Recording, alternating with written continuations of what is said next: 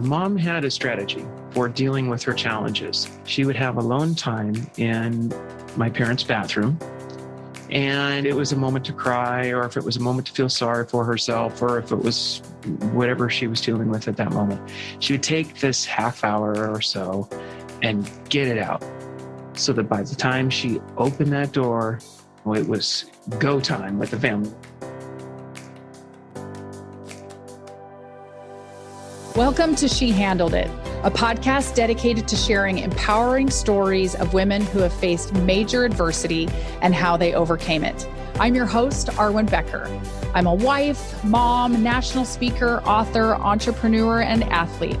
But on my journey to these triumphs, I battled many life-altering challenges. Thankfully, I found freedom when I realized I was not alone.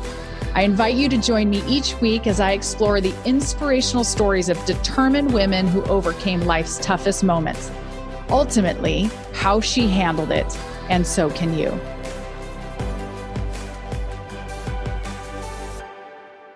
Well, hello, everybody. I am so excited because, as I had mentioned on my intro podcast, that occasionally I would be interviewing a man who had a woman in his life who made a dramatic impact because of the adversity that she went through and how that impacted and ricocheted into his life. So I am so thrilled that the first wonderful man I have on this podcast is my most favorite person in the world, my husband, Randy.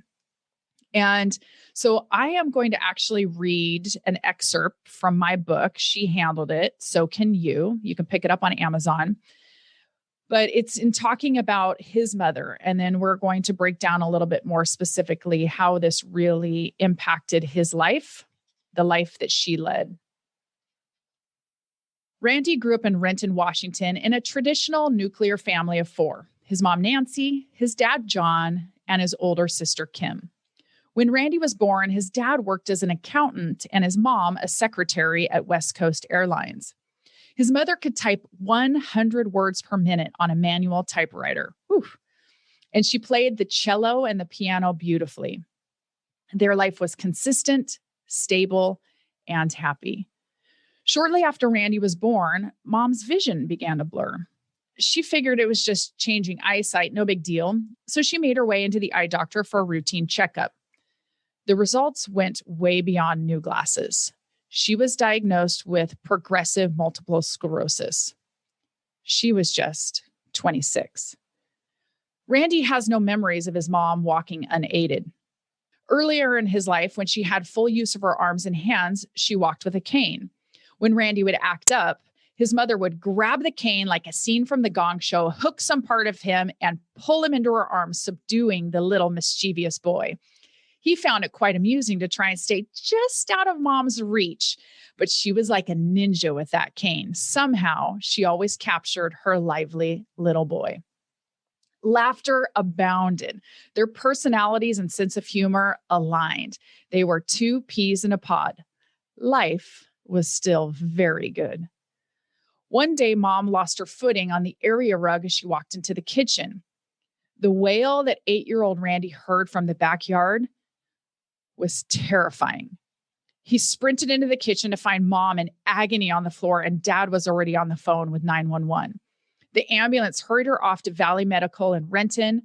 Randy and Kim stayed behind with Grandma until Mom returned home the next day in a cast and wheelchair. Mom had broken her right femur in the fall. After several weeks had passed and the excitement of the strange and sort of fun wheelchair had worn off, Mom headed back to Valley Medical to have her cast removed. Yay! Everyone was so relieved that life would return to normal without the irritation and difficulty that this wheelchair created in 1973, decades before the Americans with Disabilities Act regulations were in effect. Excited, Randy ran to the front door as the car pulled into the driveway. Dad parked, walked around to the trunk, and to Randy's confusion, pulled out the wheelchair. What's going on? I thought this thing was gone, Randy thought. His parents set things straight with the kids that day. Kim, Randy, Dad began, I'm really sorry to tell you, But the doctors have told us that mom will likely continue to be in the wheelchair unless there's one day a cure for MS. I'm so sorry. Life as they knew it would never be the same. And they all ached for it to go back to the way it had been. Of course, the family held on to hope and faith that one day Nancy would be healed, but that day never came while she was on Earth. As her vile disease advanced, Nancy lost all use of her arms. She dealt with severe pain and physical discomfort. She was completely immobilized and often quite helpless. But what Randy witnessed was a woman who would rise above her difficulties and disability. She didn't want others' pity. She handled it. Nancy used her exceptional communication skills to do whatever she could to mother her children, be a loving wife, and aid her communities with the abilities she had. She was involved with PTA and received the Golden Acorn Award given to a deserving parent for service in their school community. She joined the MS Society so she could help counsel and support newly diagnosed patients. She diligently practiced her faith and demonstrated resolve amidst her incredible trials. Due to his mom's disease, part of Randy's upbringing put him in the role of caregiver. He helped his mom with everyday activities like eating and using the bathroom, having to provide support in ways that not very many young boys would have to. But looking back on his experience, that's part of what has shaped him into the man he is today. He is caring and empathetic. He has a servant's heart, especially for women. He has an undaunted determination and is filled with faith and hope. Randy Becker is a retirement planning professional, author, founder, and co-owner of Becker Retirement Group. He got his start in the financial industry at the age of 22 and has been doing this for over 33 years. After watching his mom battle through 30 years of multiple sclerosis and seeing the financial impact that had on his dad, his responsibilities really have progressed to what he does now at Becker Retirement Group, creating strategies for clients to thrive and make sure that they're protected from the potential devastation of these expensive healthcare costs or possibly late in life involuntary layoffs or from major market corrections. And we've been married now for 16 years. We've worked together now for 20. And he's also the proud papa of 3 incredible boys, Morgan, Ashton, and Easton. He's an accomplished guitarist, which I totally fell in love with him the first time I heard him play Soundgarden. Remember, I grew up in the 90s. That's when I was in college when all the grunge bands were going. But he is very accomplished, both electric and acoustic, and enjoys rocking out in a couple of local, well-established Puget Sound area bands. Randy Becker, my wonderful husband, thank you so much for being with me on the show today. Arwen, I am, of course, happy to be here with you for sure. Are you afraid? You're my first male guest on this podcast. Well, I'm pretty comfortable in my skin around you. So, no, I'm actually very excited. Yeah, well, I'm so thrilled to have you here. So you brought a song that we can add to our Overcomer playlist, something that you feel is encouraging, inspiring. What song did you choose? So it's called You Are Loved by Josh Groban. And I know we've all heard it because I want to call it Don't Give Up, right? Yeah. That's the first phrase. The first verse is, don't give up. It's just the weight of the world. When your heart is heavy, I will lift it up for you. Don't give up because you want to be heard. If silence keeps you, I will break it for you. I love that song. Of course, he sounds so much better singing it. I'm just not gonna.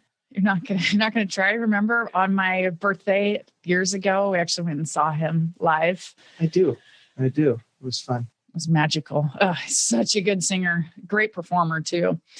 Well, I read an excerpt from my book. It was a story that you helped me craft before I put it in there about your mom and what it was like growing up with a parent who faced a real significant disability. And really from the time that you were very young, that you didn't really remember her being of all abilities, Can you take us back, maybe to that time period in which, she got injured?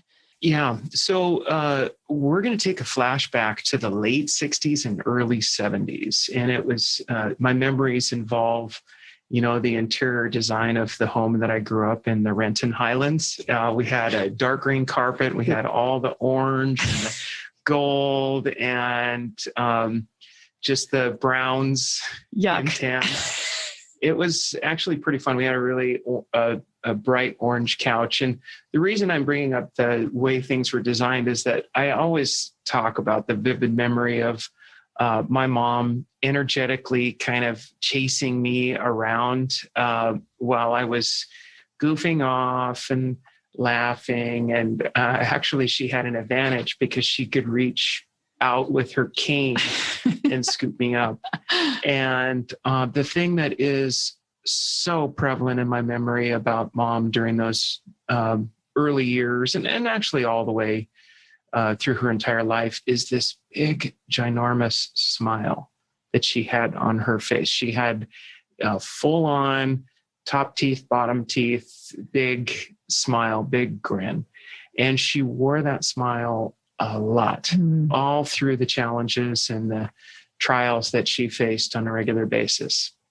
Sounds like, from what you've told me, she's a lot like our youngest, like Easton, a practical joker, and just really used laughter and jokes and things like that to keep things light. Right. And there's more to it. And this is like our youngest. It, of course, has to do with me, but some of it, quite a bit of it was the same with mom.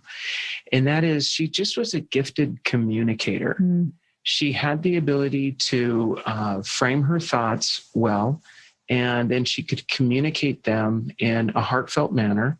And she, enjoyed the English language. So she was very good at enunciation and meanings of words and then piecing together sentences.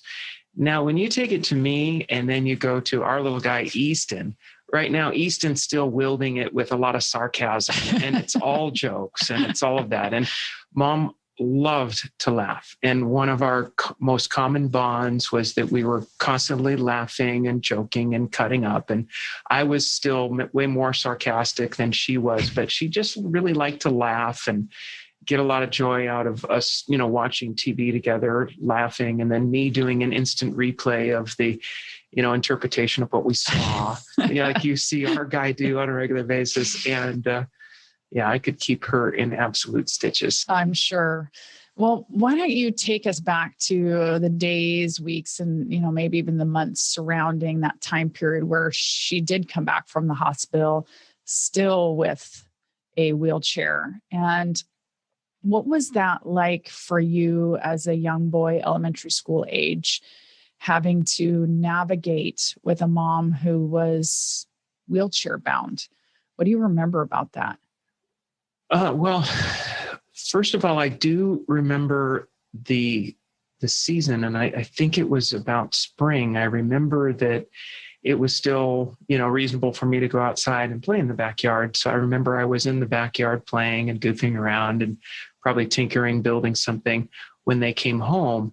And that's when we had to sit down, and the wheelchair was still there. Mom was, still pretty strong, even though she was healing. She still had full use of her arms and pretty functional, to be quite honest with you. She could even transfer herself and things of that nature. I was, like I said, very little, but I remember that. Talk a little bit about how that impacted you as an individual, seeing your mother, the woman that you love and cherish, struggling to do the basic things that most other parents could do.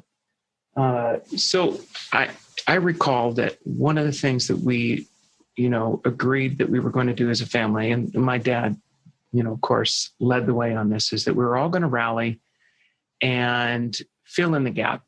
So here's a simple thing. So for example, mom ironed on Thursdays. I seem to remember that. But my job was to set up the ironing board. It was at a height that wasn't a stand-up ironing board any longer. It was where she would sit. And we had the ironing box, and it had, things in it that she would use when she was ironing. And I'd bring the box out, set it to the side, and then I would be in charge of plugging in the iron. Of course, everyone grew up with chores, but we had a different level of chores. By the way, side note, I was probably the best wheelchair wheelie boy that ever existed. And I got to the point where I could hook a wheelie in the wheelchair and just sit there and watch like a half hour or an hour of TV without any appearance of being up on two wheels. I just could sit there. It was really great at wheelchair wheelies. And because that's what you would probably do when you needed to go get her wheelchair, instead of just wheeling it over, is you would get yourself in it and then you would ride yourself over to where she was. Is that what you would do? Well, yeah, kind of. But let me frame this out. So mom didn't just hang out in the wheelchair. She liked her comfort, her easy chair. And she'd watch TV, or when she was working, she'd be in a different chair at the desk and things of that nature. So she would transfer out of the wheelchair into where she's comfortable. And then we'd fold up the wheelchair and put it back to the side. But again, for me, it's skateboards, wheelchairs, go-karts, they all fall into the same category.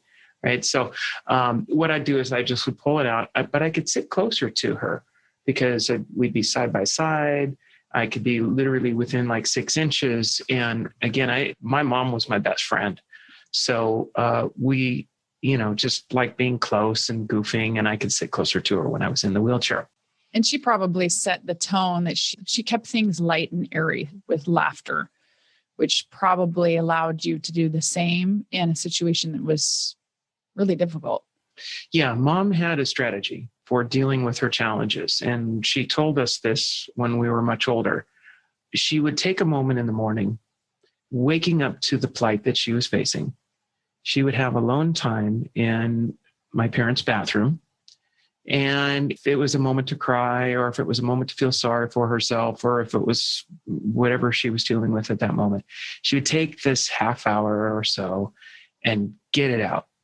So that by the time she opened that door and, it was go time with the family, whatever that might be, breakfast, getting the kids off, it was out of her system. This is how she described it. And then she would task herself with whatever it was she was trying to accomplish that day. Well, her primary focus was to support her husband and to support her kids. But then she transitioned to these other great things that you were mentioning, in the story in your book, the work with the PTA, the work with the elementary school. You ask a little bit about how I felt as a young child with mom in a wheelchair. Frankly, like you could expect anyone, I was a little embarrassed, shy about it. I didn't want to get teased. I didn't want to be different. Were you ever resentful? Did you ever kind of resent, like, other kids don't have to deal with this? Why me? Why am I having to deal with a parent who has a disability? Resent is one way of saying it, but more like ashamed. Yeah. I didn't resent my mom for being in the situation.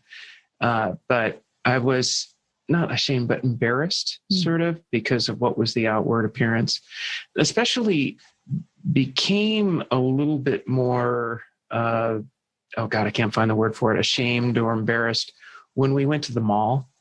And we used to just call them looky-loos. People would look at us while we were transferring her from the car into a wheelchair or wheeling her into the South Center Mall. Because at this time, like I said in the book, this was before the Americans with Disabilities Act. So I'm assuming from what you've told me, there weren't easy ramps to get up and down off of the sidewalk. There weren't handicap parking stalls that were right at the very front of the mall. Is that correct? It's true. And it was, not as convenient as it is today, but, it's just like when you're a parent and you have a stroller and you figure out how to navigate escalators. By the way, I didn't put mom on an escalator, but when you're even not supposed to, but you can navigate escalators and curbs and speed bumps and people and things of that nature. You make do because it's just what you're dealing with. Yeah. And so we got pretty good at doing that navigating. So when did your mom, the Golden Acorn Award, that's like the highest honor that a parent can receive for the community work that they do in that school. And so you had said that, told me that there were a lot of times that your mom was way more involved, even being very limited in mobility with the school than a lot of parents who really could have put that kind of time in. Is that correct? Yes. You got to remember, I'm like a disinterested little boy at this point in time. So I don't know all the work that she did. I just know that our whole family knew that mom was on the phone all day, so she was working in the manner that she could. I was going to say earlier too, that she actually got to school on 1 day a week so that she could be the milk lady, and milk was a nickel. And I remember actually, even though we were kind of diving into how did you feel about seeing your mom, I still was the little boy that was like, my mom's at school. This is so fun. I get to see her. And it was awesome. Yeah. And, but she did the work for PTA. She was a den mom for Cub Scouts. She did, as you mentioned, a lot of work and support for the MS Society. One of the things she did is she got herself involved in things that would, command her attention, not become self-absorbed with what she was going through. And there was an era, she would be the only person that could say this better than me, but there was an era of the disease where it wasn't pain-filled. It was the immobility.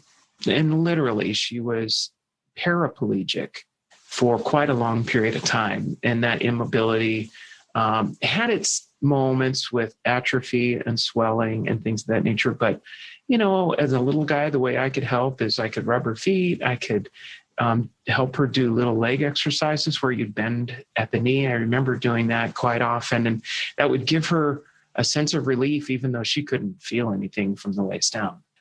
What was the time period when the mobility, when it kind of really shifted from just mobility issues to a lot of pain? And then how did that continue to progress for her? Yeah, this is tough for me to talk about, but it's really sometime after middle school and going into high school. And the disease, MS, has multiple types of within its diagnosis, and mom's was progressive, where it didn't subside for a period of time. Right now, the name of that escapes me. But anyway, mom's was progressive. And it's the nerves. So as it progresses, it works its way towards the arms, which is where at that certain point, mom could no longer use her arms. And then she couldn't wheel herself around. So there was more immobility. And what else do you do with your arms? Well, you feed yourself, right? And toilet and transferring and everything in between. Then it started to attack the nerves in her jaw. And that's where the pain was intense for mom. She couldn't really hide it, but she tried not to let it dominate her presence. She did not ask for a lot of attention and for people to feel sorry for her. But we all wanted to try to help. And we did have trip after trip after trip down to the University of Washington pain clinic and different specialists and things of that nature, right down to the point where we said, fine, cut the nerve. Just do anything to take care of that TMJ or whatever exactly it was, the pain that was so intense in her jaw. That's where life was miserable for sure. And at that point, had she stopped doing the things that she had been doing for MS and being on the phones and things of that nature? Did that make it just impossible? That had long since stopped. She couldn't dial the phone. She couldn't see as well. She couldn't hear as well. Nerves. They're everywhere. And MS attacks the myelin sheath, which is like the insulation on a wire. And it's cool. They have some pretty good treatment for it now. Actually, very good treatment. But back then, it's two wires crossing one another. They're just going to short circuit. your optic nerve Yeah. is a nerve. What you hear with, it's all based on bundles of nerves and things of that nature. So That had to have been really hard watching somebody that you love so dearly go through that. yeah. Well, by the grace of God, we're measuring this in a period of decades. So, it wasn't one day she could and the next day she couldn't. So we had the ability to assimilate, to take her lead on her counsel on how she wanted us to react. And so, like I said, she was fun and filled with laughter and good spirits, really, even through the pain and the worst days. Wow.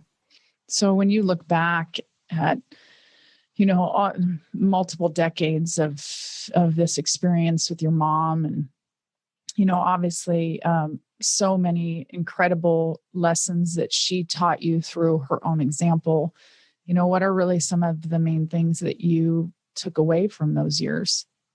Well, there's a couple of key things, and that is keep a smile on your face, because that will eventually drift down to your heart, and it will help overwhelm the challenges and the darkness that wants to fill your heart and your mind. And, it starts with a smile, and it's not always easy, but, this is the thing that you and I both consciously do. We see people in our lives, we encounter individuals, of course, all day long at work here, but out there when we're being consumers, we smile at people. Yeah, we do. And some people are just like literally stunned and shocked, but also it allows us to spread a little bit of joy.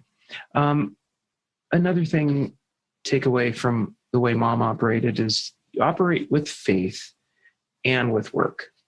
And so there's hope behind going through the activities that will allow you to accomplish what you're trying to accomplish. So there's faith, and Mom had faith in God. She loved God. She believed in God. She believed in the Bible. She quoted scripture from time to time. And it was a big part of what got her through, her faith. And I'm proud of her for that. And of course, I'll say lastly, never give up. This is like one of the reasons why I like the Josh Groban song, You Are Loved. It starts with don't give up. It's just the weight of the world.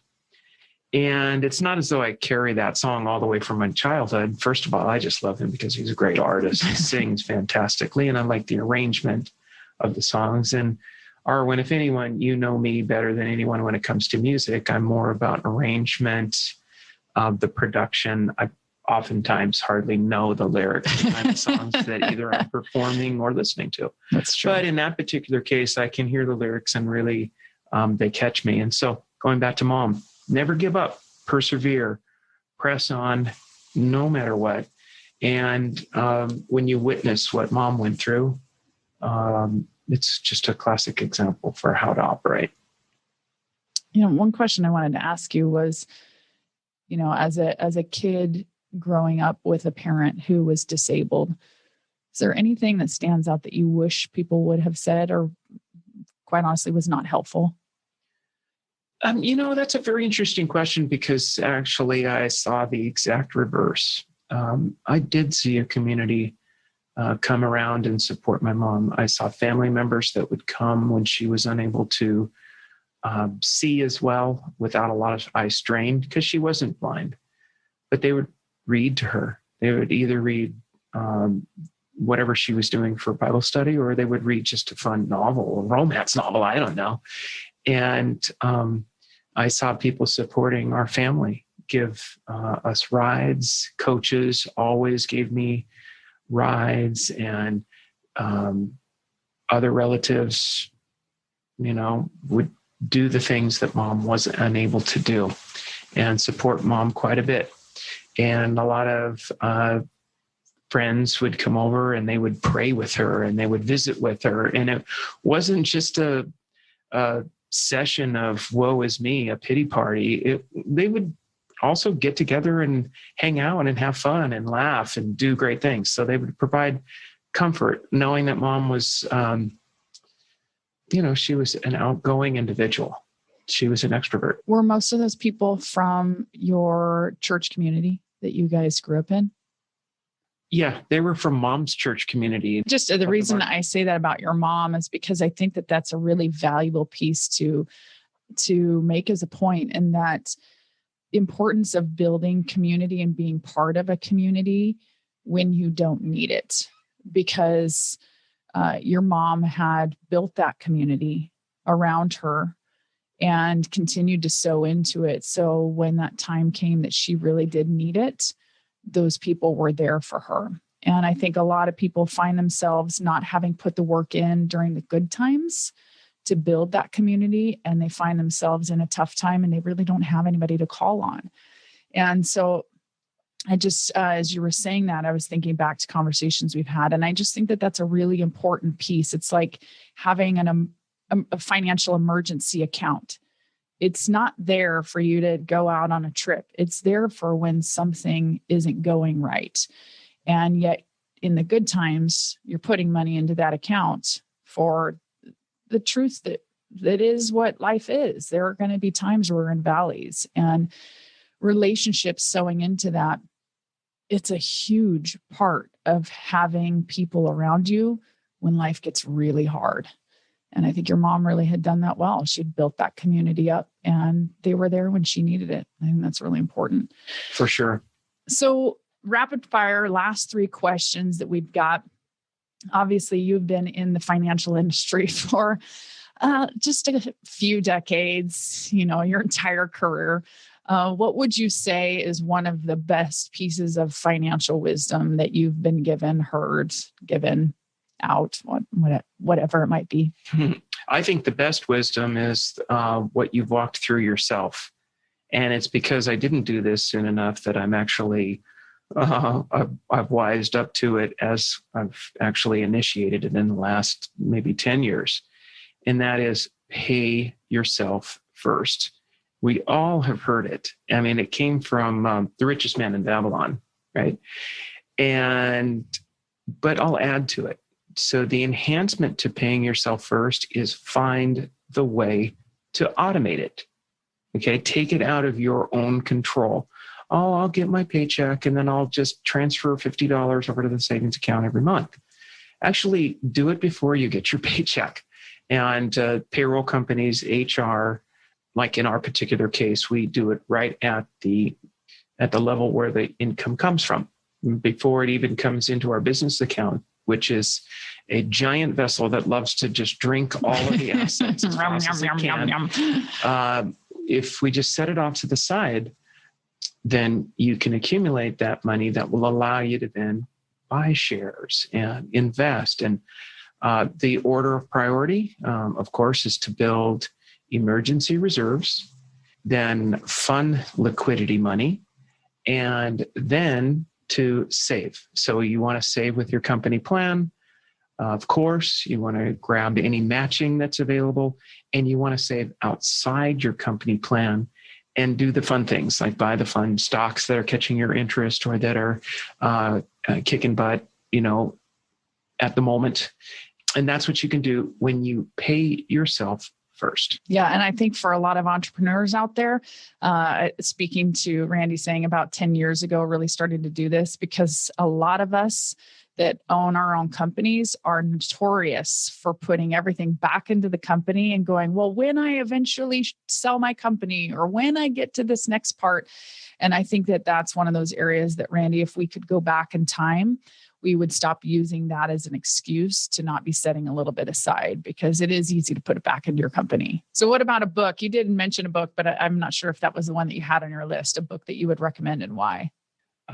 Read it just last year, and I actually read it twice. So Arwen, it's called Ego is the Enemy, and the author is Ryan Holiday. And what is fantastic about the book is that it defines the balance in life that helps you seek that true joyfulness and peace, that you get to a certain point, and that's what you really realize that you want, not all the money in the world or what have you. But it boils down to enjoying success, but staying humble and checking your ego at the door. And that's going to translate into having quality friendships It's going to translate into enjoying the moment, being with your family, enjoying your spouse, enjoying the things that you've accumulated, but enjoying the act of giving, and just finding that peace. And you know what? This book has continued to help me, because I know you've heard me talk about this for the last 2-3 years, that's what I'm seeking, right? That's where I'm at right now, is just having a peaceful balance. Mm-hmm. It's probably going to be a never-ending quest. There's no question about it. But the reason I'm glad you asked about this book, but the reason I recommend Ego is the Enemy, is because it's just one step closer to helping to find that. And I think the author did a fantastic job. I totally agree. You and I share a Kindle account. So when you read it, I was like, what is this book? And I've read it now a couple of times. I might be on my third time reading it, because it's a constant reminder and a check in the spirit. Are you focused on the wrong things, the things that are about accolades and acquiring stuff and me, my, feeling important? Are those things getting in the way of just what you had mentioned, the things that are important, having peace, having joy, being able to not allow the stuff that's accumulated to irritate you because it's getting dusty and it's getting dirty and it's getting broken and it's degrading, as all things do. It's the relationships that we can take with us. And so I highly recommend that book too. And then finally, a quote. Okay, here's the quote.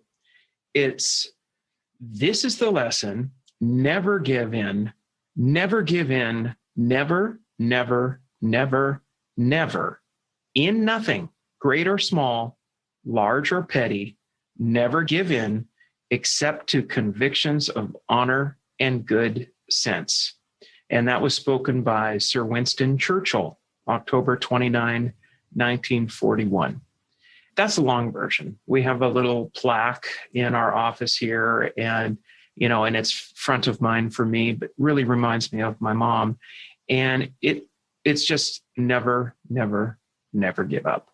That's the shorthand version, but you're not allowed to misquote people. But that's, I think, what it's morphed into. That's funny. I actually didn't know that. I didn't know it actually was the shortened version of that longer quote. So I learned something today. And then, as I said, Randy is also in a couple of bands here in the Puget Sound area. Of course, with COVID, we're still kind of on shutdown. Live music has escaped us for a good, 8 months, 6-8 months at this point. For sure. It's been a while. How are you feeling about that? So I love making music. And do you mind if I talk about that? Yeah, no, please. Yeah, I love that, because obviously it just is a complete different stream of consciousness when you're involved in making music. But then the next echelon is actually performing it for an audience. You create a symbiotic relationship. There's a feedback loop, and there's adrenaline, and the whole thing is magical. I am grateful for God gifting me with the ability to be able to play. And I'm not even the greatest guitar player in the world, but I just get a lot of joy out of it. I'm going to give a shout out to my two bands. One of them is called Altered 90s. Hey, guess what era of music we play? Let me see. Could it be the 90s? It's fun. It's fun to be a guitarist and play those songs. Some of them are challenging, and they're every band you can think of, and more on the rock side. So we're going to have some Alice in Chains and Nirvana and Tool, and it's just good old-fashioned rock and roll. So really fun to turn it up, and it's a good band. And the other one is called Washed in Black. And this is literally a local, actually regional institution. This band is all things Pearl Jam. And the group has worked their butt off to become exceptional. And I'm honored to have recently been invited to join as a lead guitarist. So I'm the Mike McCready part. It's a challenge. He's an underrated guitarist. He's actually quite good. Yeah. Well, my dear, my wonderful husband, thank you so much for spending time with us today and for sharing the the pearls of your heart of the story of your mom. And I just really appreciate you being here with me. I'm happy to have done it. This has been fun. Thank you. You're welcome. Thanks for spending time with me on the She Handled It podcast. If you enjoyed today's episode, please be sure to subscribe so future interviews are automatically downloaded directly to your device. And if you want access to the show notes, including links to all the resources mentioned, visit lifewitharwin.com/podcast. Thanks again for joining me. Now charge forth, because if she handled it, so can you.